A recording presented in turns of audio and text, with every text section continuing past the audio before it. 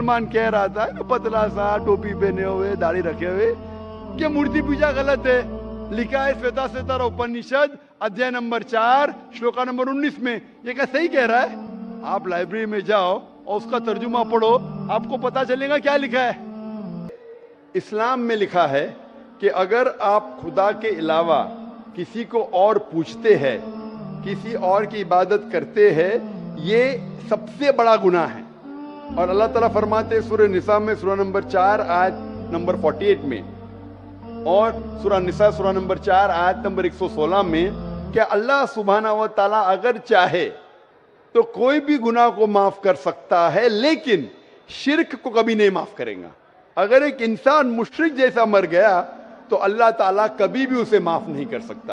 बहन ने सवाल किया है कि वो कृष्ण की पुजारी है और जब बुत परस्ती करती है, मूर्ति पूजा करती है, तो उस ईश्वर का फोटोग्राफ रखती है, उस ईश्वर की मूर्ति रखती है ताकि कंसंट्रेशन के लिए, तो इसीलिए वो मूर्ति पूजा करती है। बहन, आपकी हिंदू धार्मिक किताब में लिखा है कि मूर्ति पूजा गलत है, और मैं कई बार कह चुका हूं, फिर से दोहराता हूं कि लिखा है श्वेताश्वेतर उपनिषद में चैप्टर नंबर 4 मंत्र नंबर 19 और यजुर्वेद में अध्याय नंबर 32 मंत्र नंबर 3 में, न तस्य प्रतिमा अस्ति, उस ईश्वर, उस भगवान की कोई प्रतिमा नहीं, कोई फोटोग्राफ नहीं, कोई पिक्चर नहीं, कोई पेंटिंग नहीं, कोई बुत नहीं, कोई मूर्ति नहीं। आपकी मजहबी किताब में साफ तौर पे लिखा है मूर्ति पूजा गलत है, फिर भी हिंदू धर्म के अधिकारी पंडित मुझसे कहते, मैं जब कहता हूं आपके मजहबी किताब में साफ लिखा है गलत है, क्यों करते आप मूर्ति पूजा, तो वो कहते हैं कि मूर्ति पूजा करते हैं, मानते हैं गलत है, लेकिन मूर्ति पूजा करते कंसंट्रेशन के लिए। जब हम हायर लेवल ऑफ कॉन्शियसनेस पहुंच जाएंगे तो मूर्ति पूजा की जरूरत नहीं। पहले शुरुआत में कंसंट्रेशन के लिए मूर्ति जरूरत है, हायर लेवल पे, हायर कॉन्शियसनेस पे मूर्ति की जरूरत नहीं। तो मैं उनसे कहता हूं, उन पंडितों से और आपसे भी, हम मुसलमान हायर कॉन्शियसनेस पहुंच गए, हमें मूर्ति की जरूरत नहीं। मैं इनसे पूछता हूं कि शुरुआत में कहते हैं कि स्टार्टिंग में जरूरत है, बाद में नहीं। जब आप स्कूल में जाते हैं, पहली कक्षा में आप बेसिक सीखते, कठिन चीज बाद में सीखते, 8वीं 9वीं 10वीं में। तो मैथ्स में अगर कोई कहेगा 2 + 2 = 5, आपने कहेंगे गलत है, मैं जानता हूं, 10वीं में आऊंगा तो कहूंगा कि 2 + 2 is not 5, it is 4। आप बचपन में ही कहेंगे भाई 2 + 2 4 इज द फाउंडेशन। अगर हर मजहब का फाउंडेशन है कि भगवान की मूर्ति नहीं है, फोटोग्राफ नहीं है, बुत नहीं है, फाउंडेशन ही जब पहले गलत सिखा रहे तो आगे जाके कैसी इमारत बनेगी। तो इसीलिए इन पंडितों से जब मेरी बहस होती है, गुफ्तगू होती है, वो जवाब ही नहीं दे सकते। वो बोलते मानता हूं कि हमारी मजहबी किताब में गलत है, लेकिन फिर भी इनिशियली कंसंट्रेशन के लिए। तो मैं कहता हूं कि हम मुसलमान इनिशियली भी हमें जरूरत नहीं मूर्ति की ना बुत की, हमें हमेशा हक बात कहना चाहिए। और ये साफ तौर पे लिखा है सारी मजहबी किताबों में, चाहे हिंदू मजहब की किताब हो, ईसाई मजहब की, यहूदी मजहब की, इस्लाम मजहब की, मूर्ति पूजा गलत है और हराम है, और हमें इससे दूर रहना चाहिए। हमें खुदा के कलाम पे, खुदा के अहकामात पे अमल करना चाहिए, ये दीन के ठेकेदारों के नहीं। अगर आपको लगता है कि जाकिर गलत है, जाकिर को भी छोड़ो, जाकिर इस्लाम में 0 है। अगर जाकिर वो बात कर रहा है जो खुदा से मिलती है, जो आखिरी पैगंबर से मिलती है, इसीलिए मैं हवाला देता हूं, चैप्टर नंबर वर्स नंबर। इतने हवाले थोड़ी फेंक रहा हूं मैं, आप चेक करो और जाके तहकीक करो, संतुष्ट हो जाएंगे तो अमल करो। तो मैंने इतने हवाले दिया हूं। बहन, आप मानते हैं कि बुत परस्ती गलत है अभी? Sir, I completely agree with what you said. माशाल्लाह, आप अग्री करते हैं लेकिन अमल नहीं करते। There's another point of it. So, honestly, I am not such a religion follower. I just believe that I have a God, and even today, I haven't read many of the books of religion. I've just read Bhagavad Gita, and When Bhagavad Gita does it say that you have to do idol worship? Sister, I don't want you to be very religious. At least be little religious. And the basics of religion is that idol worship is haram. Idol worship is forbidden. I am asking you where, which chapter, which verse of Bhagavad Gita tells you that you have to do idol worship? Which verse? so I would like to say the reason I believe in idol worship.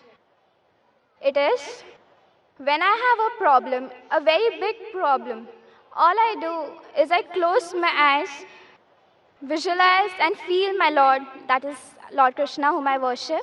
And it just makes me feel so much better. I get so much strength that I know I'm ready to face anything that comes. Oh, I will give you the reply. Sister, if you read Bhagavad Gita, chapter number 7, verse number 20, it says that those whose desire has been stolen by material things, they do idol worship. Verse number 21 says that if you worship the false god, God will fulfill your wish, you will go to the kingdom of the false god. So Bhagavad Gita says that if you worship false god, he will fulfill your requirements, but you will go to the kingdom of the false god. Same thing is mentioned in the Quran. Allah gives you, even if you worship wrong things, Allah fulfills your desires and you go more into the depths of darkness. So this is, God is testing you, that do you really worship the true God or do you believe in wrong things? If you worship the wrong thing, Allah fulfills your desires and puts you more in the depths of darkness. You may think that if you ask an idol for wealth, you get wealth. Wealth will not take you to paradise. Following the commandments of God will take you to paradise. So sister, isn't it mentioned in Bhagavad Gita that don't do idol worship? It says those whose intelligence has been stolen by material desires, they do idol worship. So do you mean, I'm asking you, are you a materialistic person? I don't think so. So then why do you do idol worship? You are going against the teachings of Bhagavad Gita. I get it. I would like to think about it. Thank you, sir. Go back home, think about it, read the translation of Bhagavad Gita, and I request you to even read the translation of the Quran. Inshallah, you read the translation of the Quran, and inshallah, I will ask the sisters to give an English translation. And if you are satisfied, it will show you the true direction of how a life should be led. ये भगवान को आप बनाया? जी हाँ, अपने हाथों से। आप भगवान को बनाया कि भगवान आपको? भैया, भगवान ने हम सबको बनाया है। हमने तो सिर्फ इनकी मूर्तियां बनाई है। क्या बनाओ तो उनकी मूर्त, ताकि उनकी पूजा कर सके, अपने सुख दुख की बातें कर सके। करे भीतर ट्रांसमीटर बैठेगा, भगवान तक बात पहुंचा कैसे? हाँ? अरे भगवान को किसी ट्रांसमीटर की जरूरत नहीं पड़ती, वो डायरेक्टली सुन लेता है। डायरेक्टली सुना था तो फिर ये मूर्त की क्या जरूरत है? अरे क्या करूं इसका यार, धंधा बंद करवाएगा क्या? How can you say that? मैं ऐसे कैसे आप कह सकते हो कि दिल धड़कता है? तो ऐसा तो दिल तो हम आप सबका मेरा जवाब धड़कता है। सुनेंगे क्या? बीच में मुझे इंटरजेक्ट करेंगे? आपने सवाल पूछा, मैंने इंटरजेक्ट किया? आपने सवाल किया, मैंने इंटरजेक्ट किया? नहीं सर। तो मेरे जवाब को तो खत्म होने दो। जवाब ही नहीं खत्म हुआ, आप कैसा जानते? जवाब खत्म हुआ? खत्म हुआ कि नहीं? नहीं सर। नहीं हुआ। तो सर कह रहे, जरा बात तो मानो, खत्म तो होने दो। आप अगर बीच में इंटरप्ट करेंगे तो एक सवाल का जवाब भी नहीं दे सकूंगा, दूसरे पे जब मानने पड़ेगा मुझे। नहीं ठीक सर, आप बोलिए। तो आप जरा नहीं सुनेंगे मेरे जवाब को तो बोल सकूंगा मैं ना। आपका माइक खुला होने का मतलब ना आप इंटरजेक्ट करे। तो बच्चा जब पैदा होता है, मुझे कैसा पता है?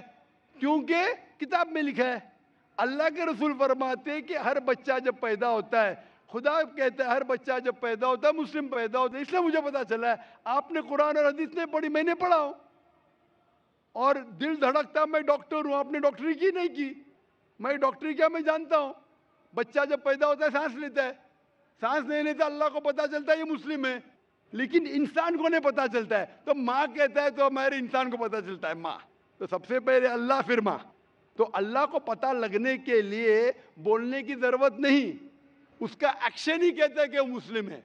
जब बच्चा पैदा होता है, वो सांस लेता है, दिल धड़कता है, वो ही कहता है कि वो मुस्लिम है। बोलने की जरूरत नहीं। जानवर से बात करने के लिए हम बोलेंगे, जानवर नहीं समझेंगे, उनकी जबान अलग होती है, हमारी जबान अलग है। तो बच्चा माँ जब कहता है, मम्मी कहता है, अक्सर म से आता है, अक्सर म से आता है।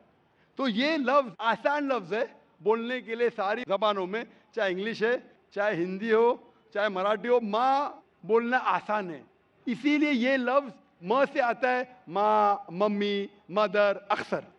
तो ये आसान लफ्ज है, इसीलिए वो माँ जब लफ्ज सुनती है खुश होती है। अल्लाह उसके पहले ही जानता है, तो अल्लाह सबसे अव्वल है। को दिल धड़कता है, सांस लेते है, अल्लाह को मालूम पड़ जाता है। आपको नहीं पता चलता है, मुझे नहीं पता चलता। मुझे तो पता लग गया, आपको अब तक पता नहीं चला क्योंकि आपने रिसर्च नहीं किए।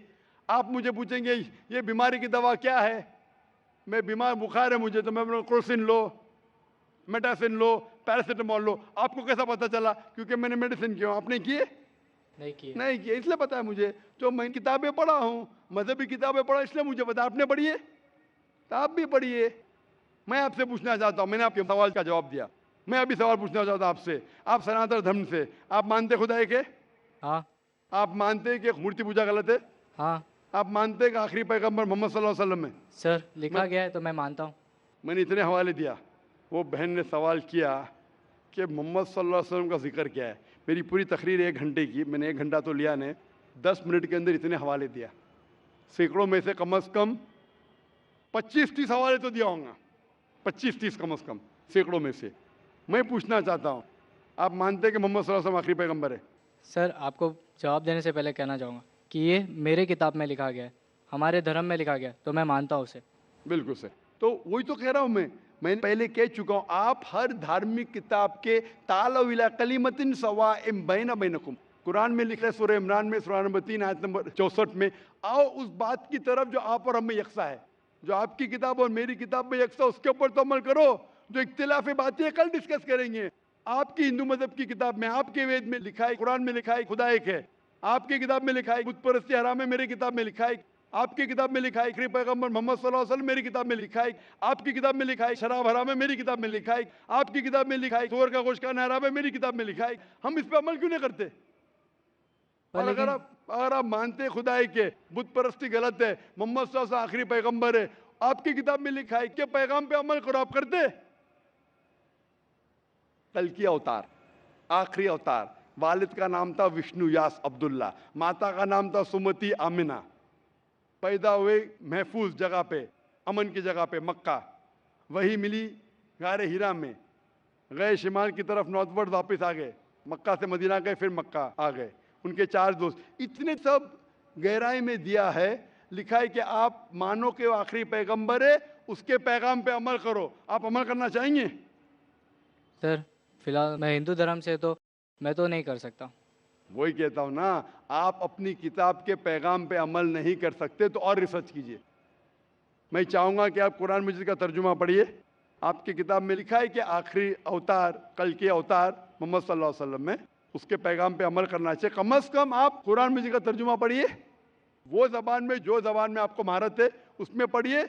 इंशाअल्लाह ये आपके लिए हिदायत बन सकेंगी और आप नजात पाएंगे। Hope the answers the question. Sir, क्या मैं आपके ये पास माइक आके ले सकता हूँ?